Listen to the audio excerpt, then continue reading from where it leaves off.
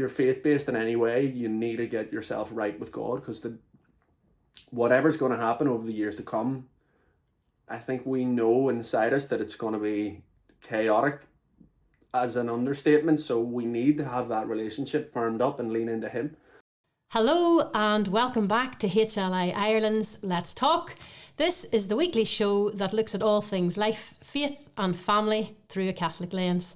I am your host, Lisa O'Hare, and as always, I'm privileged to be back with you again this week.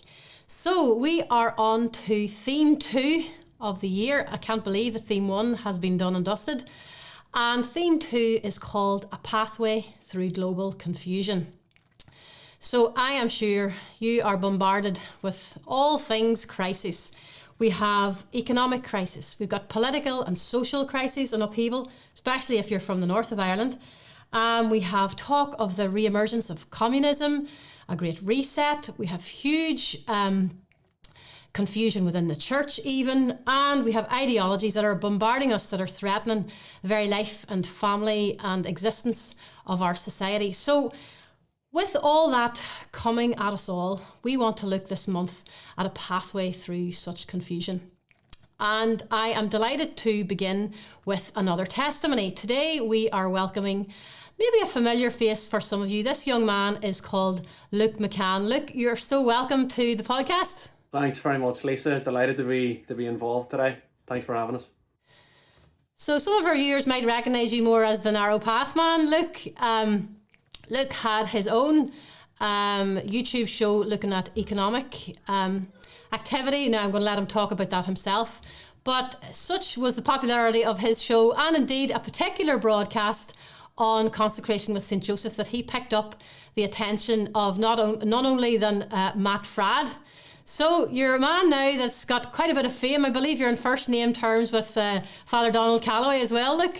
That's right. Well, I had the privilege of Father Donald Calloway coming on the podcast during that year of St. Joseph, actually. So that year of St. Joseph was the 8th of December 2020 to 2021, if I'm not mistaken.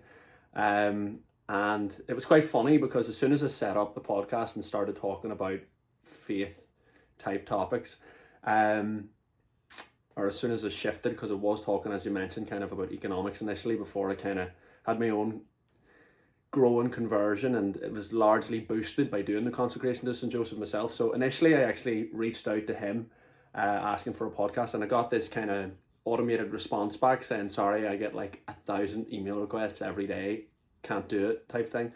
But then after I'd done a consecration to St. Joseph testimony myself, I just sent him through the YouTube link to that testimony, and he just said, are you free at like the most weird time 3 months from now? Boom. And I was like, yep, I'll figure it out. It's 2 a.m. our time, but I don't care. Let's go.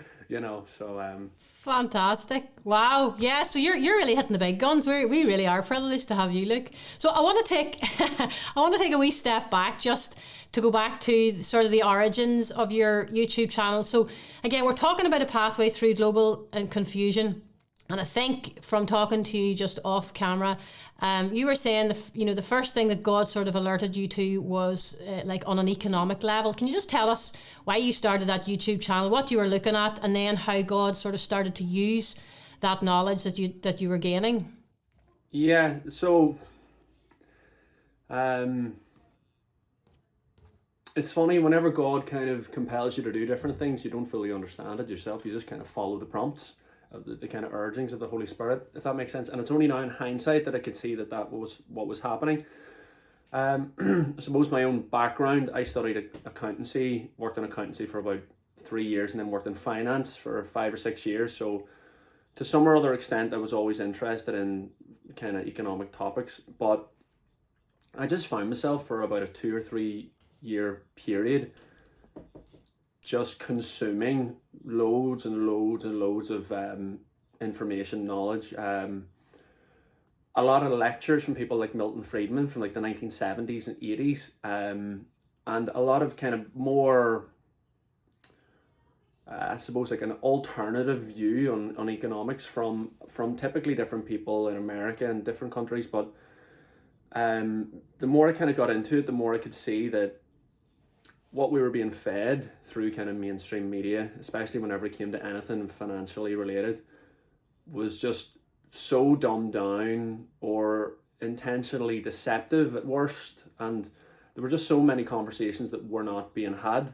And I also found that it was a really interesting time for me to, this is kind of 2016 through 2019, and then kind of that led into 2020, obviously when the lockdown started, and we started, I suppose, central banks all around the world in really some form of coalition with governments started printing money, this whole idea of quantitative easing, where it was almost like you didn't have to have a functioning economy. You could just shut things down and there wouldn't be natural ramifications. And so one of the kind of key concepts that I suppose began to understand on a more deep level was this whole idea that an increase in the money supply, so anytime whenever central banks basically print more money and there's more money in circulation, it's the primary driver of inflation. And it's that simplistic. It doesn't need, you don't need to, if you watch the television, it's like, oh, it's because of this war that we have to pay for it, or it's because of A, B, C, D, E.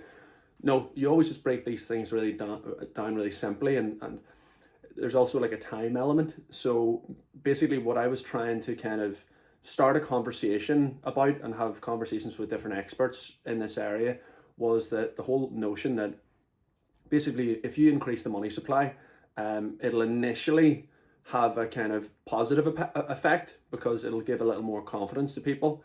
But initially it won't actually encourage more spending, because if you remember at the beginning of lockdown, most people were completely, you would spend all the money that you would have every month. So no one had any emergency supply. And it was the first time people reflected on the fact that they had no emergency supply.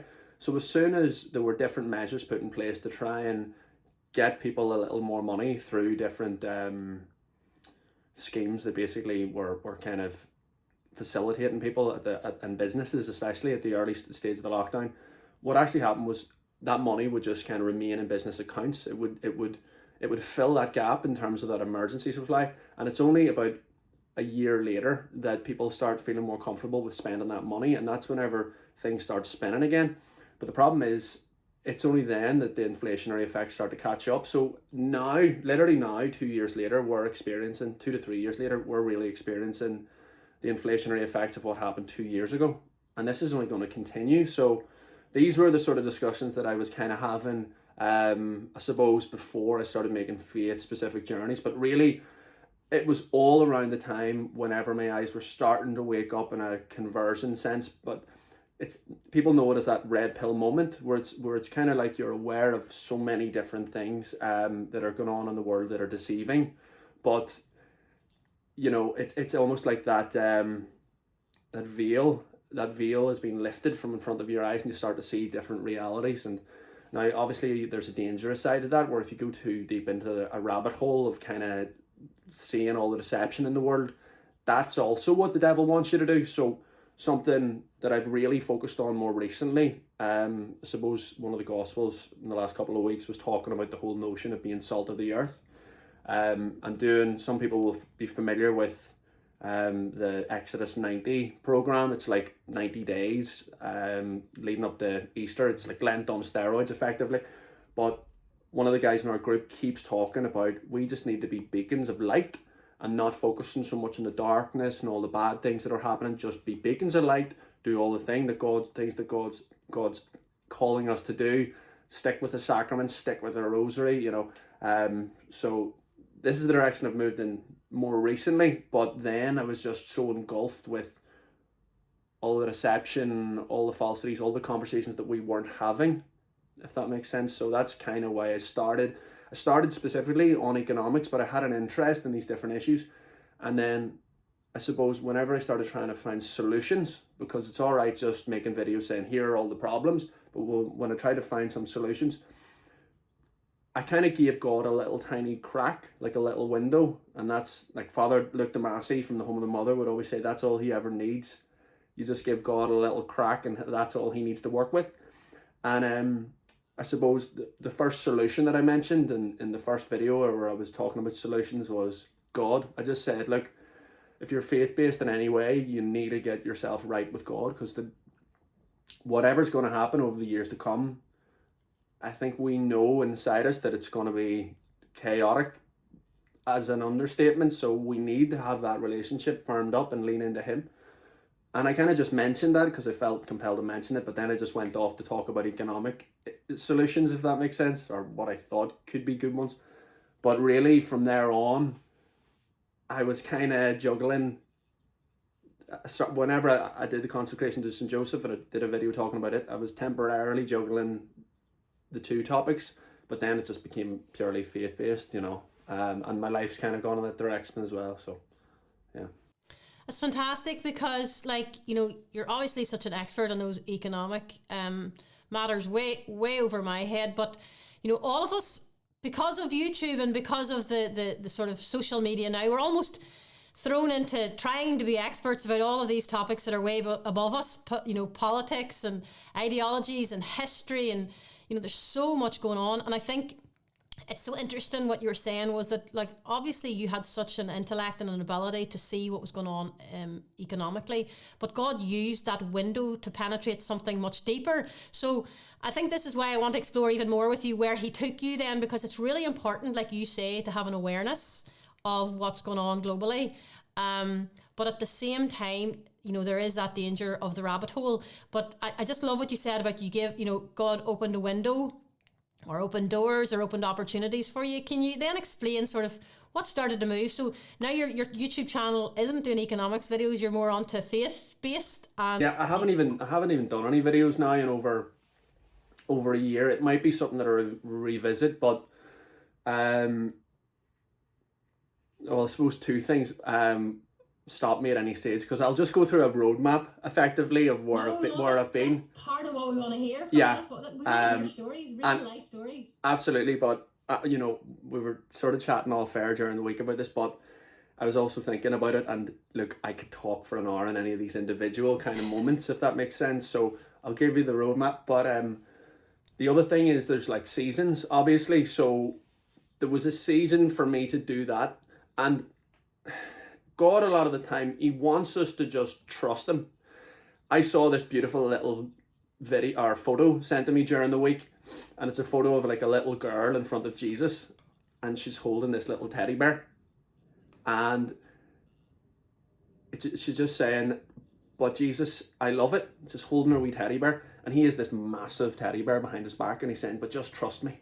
Do you know what I mean? So with those videos, a lot of it was look, I was a fella in my mid to late 20s from Belfast, involved with normal sporting teams and things like this and friend groups and whatever else, and feeling compelled to talk about things like the pro-life issue and different things which are so taboo or not done, if that makes sense. But God is often asking us to just do things where, whoever's watching this, I'm sure there's different things that God's asking you to do, and really he's just saying, just trust me. And even if it doesn't make sense, especially if it doesn't make sense in our own kind of human understanding, we have to take a leap of faith. And it's a continual thing, it's an ongoing thing throughout the different seasons of our life, and that's what I've kind of discovered a lot over the last couple of years, and that challenge continues on a daily basis, But so I suppose I had a typical Irish upbringing to some or other extent. My mom, different people in my family have always been very faithful, but I kind of went the way of the world, especially throughout university. I was more focused on socialising, gambling, women, things like this. But I always, to some degree, had a small amount of prayer life that I would just, in a really minimal sense. But I always sort of knew that only whenever I kind of got right with God again, that all those things that I truly desired would kind of come to fruition. So, long story short, thank God, through a number of different things, when I was around, this is about four or 5 years ago, I suppose, I started by just praying the prayer to St. Joseph. It was something my nana knew, she always taught me when I was a kid. So I started praying it daily. And And then I came across one of her old rosary books about 3.5, 4 years ago, something like that, and just started praying the rosary like daily. And even the practical element of doing that, not even understanding it on a theological level or anything, just the act of doing it just changed my life. Because when you're asking for specific virtues, when you're praying each mystery, you can't help but change. Plus, there's obviously a supernatural element to it that we're not aware of in this lifetime to its full extent. So the rosary was a complete game changer in my life, and something that I've found since is that the more devotion anybody has to Our Lady, the more I at least perceive them as being truly holy. And the interesting thing that I didn't understand then, but I do now, is that even priests and even religious orders that I've come to see, so I've mentioned already the Home of the Mother, I'll mention them again in a second, but then, people like the Dominicans, they're doing probably the most fantastic work in terms of re-evangelizing Ireland, and they have the strongest devotions to Our Lady, so that's huge. And at the end of this period that we're in at the moment, Our Lady's Immaculate Heart will triumph. So we need to be positive about that and keep that in mind, but we need to always go to her. One thing I'm actually doing at the moment is it's called the C.S. Lewis Institute. It's you meet up a few times a month. It's like an interdenominational and non-denominational Bible study. And I'm the only Catholic, and there's about 50 people in it. But I kind of, it's been really interesting to see. For me, the primary thing is just working out exactly what are the differences in our beliefs. And people focus on, and it's interesting, the Protestants focus on different words like Jesus saying, "I thirst," just one of the last things before he died on the cross. But then he says, and if you imagine Jesus on the cross, like, it would be utter agony to just even let out a breath, never mind a word or a sentence. And he says, "Mother, behold your son, son, behold your mother." It doesn't say these things for no reason. Jesus gave us Our Lady to be our mother as well. So we need to go to her. And if we're not going to her, we're not truly honouring him, if that makes sense. So the rosary's been a huge thing for me.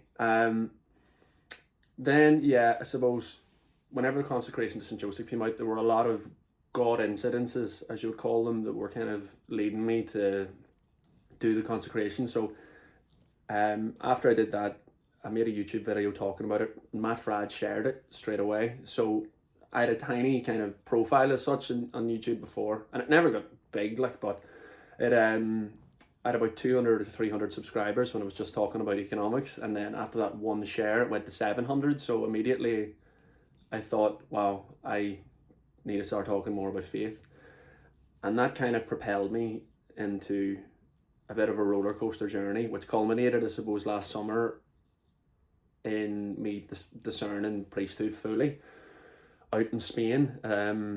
I'm sure a lot of listeners will be familiar with Sister Claire Crockett from the Home of the Mother. So their mother house is in Zurita, in Cantabria in the north of Spain. But the brother's house, their mother house, is like less than 2 miles away in a place called Las Placidias. So I spent some of July and all of August there. But sorry, I'm kind of getting to the end then. So basically, after I did the consecration to St. Joseph, Father Luke de Massey, the head of the Home of the Mother in Ireland, they're based in Cork, reached out to me via a priest from down in Connor here, and asked if I might be interested to go and help out at summer camp. So basically, they have several retreats and camps throughout the year whereby there's kids from like 8 or 10 to about 18, and they do sports. They have different games and stuff, and a lot of faith-based activities. So they'll have mass every day, they'll have rosary, they'll have confession, they'll have just a lot of different talks and reflections and adoration. He said, it might be good for the kids to have the influence of someone who's from here, because most of those priests are American or from different parts of the world, to kind of come and just, interact with them. I didn't realize at the time, but really as well, he was probably seeing if I potentially had a vocation, and like, it was probably obvious to everybody then except me that was a part of it, but that's just the way it was. So one of the first conversations I had when I was there with one of the priests, he said, you sure or have you ever thought about whether or not you'd have a vocation to priesthood? And I started talking to him about, my really strong devotion to St. Joseph, how I really see myself, God willing, as being a dad, hopefully to 14 kids, I was saying at the. And he said, yeah, that's all great, very noble and honourable, but are you sure that's not just your will rather than God's will? And it was like a cannonball went off my stomach whenever he said that. And immediately my reaction was like, who does this guy think he is? He doesn't even know me, but that was a seed planted, and really I kind of, ultimately when I reflected on that, I knew I had to explore that to some or other extent. So anytime then that they reached out asking for assistance with anything, or if they had any retreats or different retreats, I would go to those. And it was at the beginning then of 2022. I went to a 4-day Ignatian spiritual exercises retreat in Cork, a place called Knockadoon, a Dominican centre. And it was funny because my heart as such in adoration was probably tight as a drum, like cement, because I didn't want to hear the words. Because Father Luke de Massey said that he actually had his vocation call whenever he heard the words, "Come be my holy priest." So I was like trying to be open to that while also completely dreading it on every level imaginable. So, it was funny because you're going through 4 hours of adoration each day in silence as well. And I'm so like, love talking and things like this. So it was challenging in different ways. It was also freezing, but that all added to it, So I'm sitting and I'm staring right at him, being like, big man, your will be done, just tell me what it is, and going through all these things that are kind of conversations that we're having internally that are surface level conversations, not the important stuff, I would say. And it was only after the last day, that we were there 4 days, it was the very last mass actually, just as soon as it ended, we were going to go and have a meal and everyone was talking and then you were free to go. And I sat down, and it was the first time I'd probably kind of fully given up resisting in any way. And I know that I'm dwelling on this point, but it's for people to know that this is all real as well. It's probably worth them hearing. I heard the words, "Come follow me," and it was the most real experience ever. And the only way that I can describe it, although it won't make sense, I could see the words, but it wasn't with my eyes. I could see them everywhere. Come follow me. I could also hear the words, but it wasn't with my ears. It was like something internal, and it was like a little whisper, almost like a little tickle inside my heart or my stomach, whatever, in here somewhere anyway.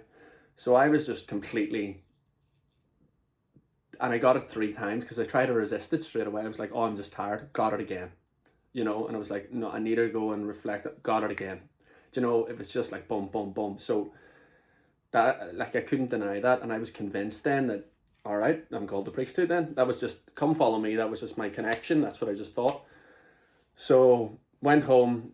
There were tears. There was all sorts of telling family and friends and different things like this. And then, but then on reflection and after speaking with the spiritual director and a bit of time passed, I started to realize,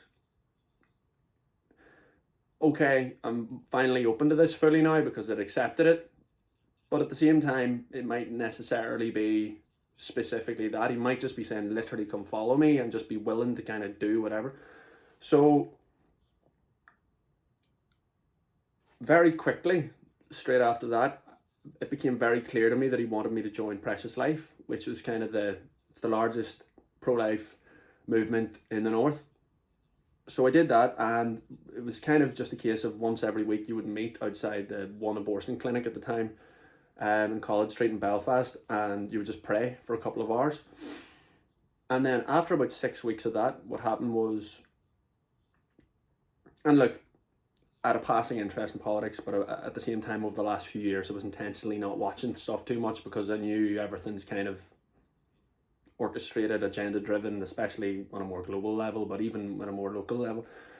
So I wasn't completely finger on the pulse with it, but I got shared from a priest friend of mine, actually, a video of the Green Party celebrating the success of the banning of the ability to pray outside abortion clinics. And it was interesting because it was just when I was there doing this, and I'd just been called to start doing this. And I also knew that the DUP had this petition of concern. So basically, if I think it was 29 MLAs in Stormont had signed this petition of concern that the bill wouldn't have gone through, and they got 28 signatures. And I think those numbers are right, but basically they were one short of whatever they needed, that's for sure. But there wasn't one nationalist MLA that voted for it with them. So that concluded for me that there wasn't one Catholic in Stormont. And that like repulsed me. And I was doing Exodus 90 for the first time last year, and I broke it in order to kind of share that video saying this is an absolute disgrace. There's not one Catholic politician in Northern Ireland, in the north of Ireland, whatever. And the next day, literally the next day, I got a message, and it was completely unrelated. It was from someone that wouldn't have seen that post saying, would you be interested in running for Aon in the upcoming elections in South Belfast? So it, and then a number of other kind of obvious prompts from God made it clear that that was what he was asking me to do. And this is the interesting thing. So this is how grace works. It's like different friends of mine would have seen that, different friends who are still my friends after all this. Because obviously whenever you follow God as well, a lot of relationships disappear, and that's okay. You just stick with them, and the people that are meant to be with you will be with you. But different friends, they would say, like, how do you do that? How do you be around 30 years old, kind of straight in this current world, white Catholic man, on a pro-life ticket? How do you do that? Thinking that it's some sort of brave act or something, but they don't know the grace, first of all, that's coming, but they don't know what's preceded it. So I'm looking at it like these guys who are in the home of the mother, who I'm seeing getting up every day and leading that vocation on a daily basis, for me, that is something to be admired beyond belief. For me, this into thing, no bother whatsoever. Go for it, God. If this is what you want me to do, I'm in, So I did that, which was an interesting, it was 1 month before the election took place, so it was like a really intense roller coaster. There were different reasons why they needed an extra couple of candidates at the time. So but that was good. It was good to see that like there is a kind of movement of people who are led primarily by their faith, like they call a spade, but really it's just traditional values that are not being reflected by nearly all of our parties at the moment, with the exception of kind of the most hardline unionist parties, which is a really interesting kind of situation that we find ourselves in, but look, that's just the reality of the world that we're in at the moment. But then following then, I suppose last summer, I actually went to Spain with Home of the Mother for a camp. It was like a film camp. I thought I was meant to do the Camino and Santiago, and like for whatever reason there were too many people, and I ended up going to this film camp in Zaragoza. I was the only person that couldn't speak English there, and they were all translating for us. It was a bit of a laugh, but afterwards I was invited to go to spend a few days, because it was a few days before my flight anyway, home out of Madrid. I was invited to go and stay with Home of the Mother for a few days, and I did, and then it became very clear to me that God was asking me to stay. And really a few things happened when I was there, but basically it's interesting because God asks us to put him first, and I think that in a lot of our lives at the moment, in different ways, probably over the last couple of years, maybe still to come for some people, but he asks us in ways to demonstrate our love for him so that we put him first. And that means before family, means before spouses, parents, everything, he has to be first. And what he was asking me there at the time was to be willing to basically say, look, I'm staying in Spain, because the way that order basically works is Spain would become your home. So even if you end up being sent down, if you became a priest there and you went and you were sent somewhere else around the world, you would nearly never ever get home again. That would be your home anytime you were off.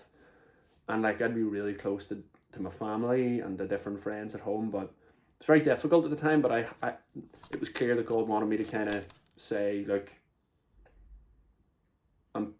God, I'm all in for you, and I'm here to do your will. So there was a roller coaster in itself there as well, but it actually culminated when I was kind of least expecting it, in getting clarity that I'm actually not called to the priesthood.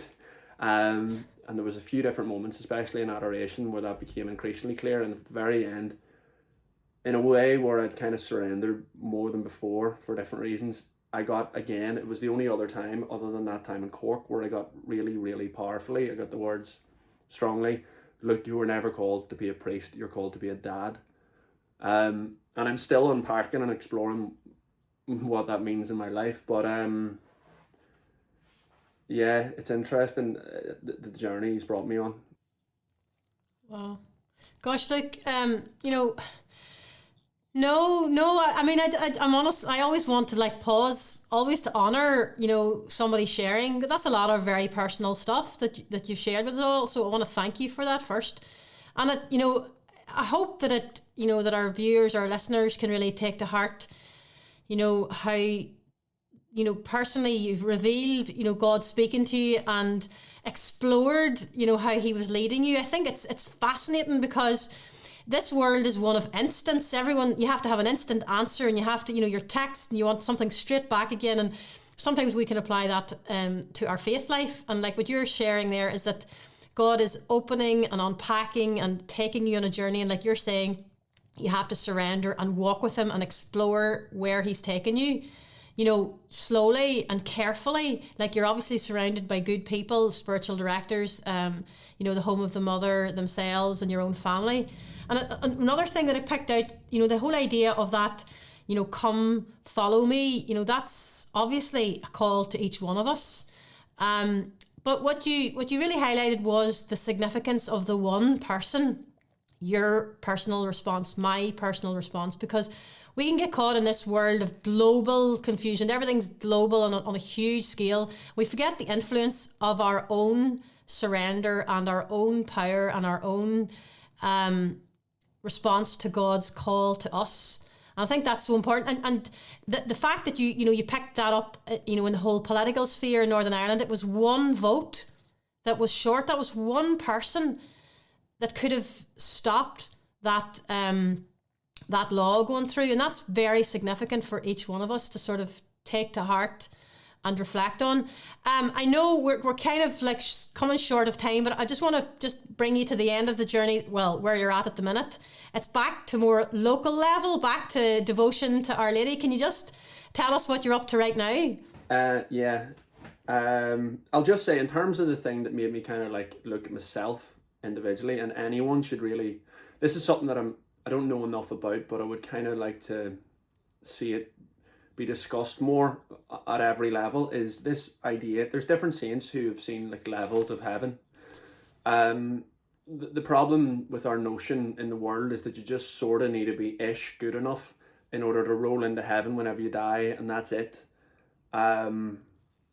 It's also, the whole idea that whenever Jesus was asked about what's the most important commandment, he did it in his own style, and he didn't just say one, he just said two, which was funny. But he said, love the Lord your God with all your heart, all your soul, and all your mind, and then love your neighbor as yourself. But like, people typically in our world just think you just sort of need to love your neighbor, and that's it. But the whole idea is that no, priority one is loving God, and that means with your whole being. And the other thing is, if you kind of ignore that for long enough, your notion, because God is love and goodness itself. So if you ignore commandment one there, in time your understanding of good and love will become distorted, because that's what the devil does. He distorts everything. So your ability to do that second commandment of loving your neighbor as yourself will be whittled away in time, and you'll lose the capacity to do so. So I much prefer this notion of there's levels of heaven, and it's not that I prefer it, it's that it scares me in a kind of holy fear way. So if there's levels of heaven, do you want to yes, of course, you want to get to heaven for eternity, but like, you've only one shot in life. So if God's asking you to do different things, you have a chance of getting to like higher echelons of heaven or whatever. That's everybody. Doesn't matter. Like, people just think, oh, it would be tough if you were a priest and you'd have to do that. It's like, no, like every single Father Felix, the head of the order in Spain of the Home of the Mother, the head of the brothers, he said, one of the last things he said to me was like, it doesn't matter if you're called to be a priest or not. He was like, you're ultimately called to holiness, and that's the idea. But so yeah, I suppose about a year and a half ago, I joined the Legion of Mary. So I've kind of described it in terms of its functionality recently as like the lifeblood of the kind of lay faithful movement in Ireland and probably around the world. It's kind of, you have a meeting for an hour and a half every week, and then you have a 2-hour duty, and it's just the consistency of it. The consistency of that kind of apostolizing or evangelizing is really good, because you actually build up your own kind of community, your faith-based community as well, and they become your friend network, and it's like an extended family. So the people in my life now that have entered my life this last year and a half, it's amazing, and it's amazing what God does whenever you kind of just run with them, and he takes care of the rest. More recently, I've joined the Knights of Columbanus as well, which is a much more kind of project orientated organization, and they're launching at the start of, here locally anyway, they're launching an Understanding the Mass booklet for primary and secondary schools, which is going to go out early May, I think. And it's very inspiring to be involved on a weekly or monthly basis with a lot of people who are kind of doing what they can to kind of follow God's promptings in their own lives, and then it gives you inspiration and it just allows you to continue, if that makes sense. So they're the main things. I've been working for the last 5 months in a primary school here locally, and with an eye of potentially doing a PGCE here shortly and going into primary school teaching. I think that it's what I've seen is like there's some wonderful people with really strong faith, but there's something in terms of the curriculum that's just the whole religion side of things is just, it's there for token gesture, really. Now there are efforts by good people to make it, and to make an effort for Lent, and telling people what Lent is and things like this at the moment, and throughout the different seasons of the year. But really there's a massive chasm there. There's so much lack of catechesis. This has been a problem now for close to 100 years, really. It's just been this whole notion of the faith being caught, not taught. It is diluted generation after generation for many generations now, and this is why there are people, I suppose, now who are still hanging in there, or have had kind of conversions or reversions recently, where people are realizing that no, like, we need to be the ones to go and do this, because the priests are a skeleton squad at the moment in all sorts of different ways. They can't do it. They're running on fumes, just keeping the masses and the funerals going. It's up to the lay faithful to do it. We have to do it. And the thing is, everyone says they're busy. See, every week, we've started doing this recently, where nearly everyone we have an interaction with in the Legion of Mary and our duties, we say, would you like to join the Legion of Mary?